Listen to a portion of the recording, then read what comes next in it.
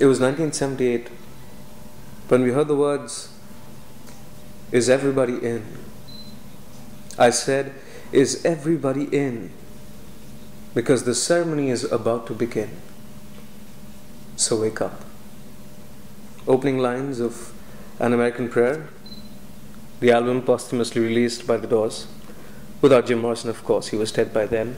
The three other Doors, Ray Manzarek, John Densmore, and Robbie Krieger, released this album. But Paul Rothchild, the long producer of the Doors, had said this was a complete rape of Jim Morrison. And sometimes I tend to agree and sometimes I don't, but it's always interesting to know what could have been with An American Prayer, because Jim Morrison actually intended these 1969, 1970 recordings to be heard in a certain way, which was presented by the Doors in a very different way.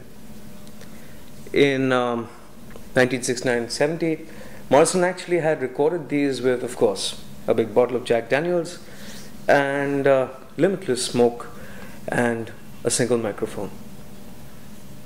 He had approached this amazing composer at that time, an Argentine composer called Lalo Schifrin.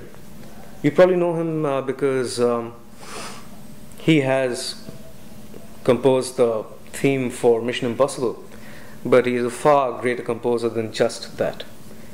Very interesting, Morrison's words over Schifrin's music, and more interestingly, Morrison had intended the album cover artwork to be done by a genius surrealist artist called Breitenbach. Now, if that had been true, then it's very, very interesting and intriguing to actually understand or to imagine the possibilities of An American Prayer invoked by Morrison himself and not done up and dressed up and marketed by the three other Doors as they did and won numerous awards for. So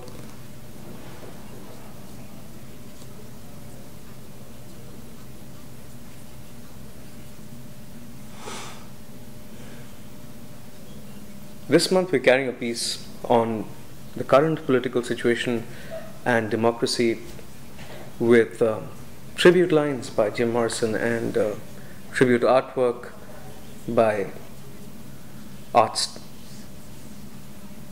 Ralph Steadman.